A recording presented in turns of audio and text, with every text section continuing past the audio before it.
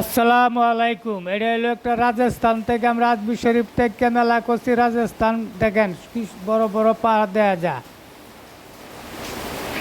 আজমির শরীফ থেকে উঠছি আমরা রাজস্থানের উপরে দিয়ে আসতে আছি। এটা হলো জয়পুর হয়ে আপনার হয়ে আগ্রা তাজমহল হয়ে আমরা শিয়ালদা আসবো। ভিডিওটা ভালো লাগলে সাবস্ক্রাইব করে দিন। ধন্যবাদ সকলকে। আল্লাহ হাফেজ।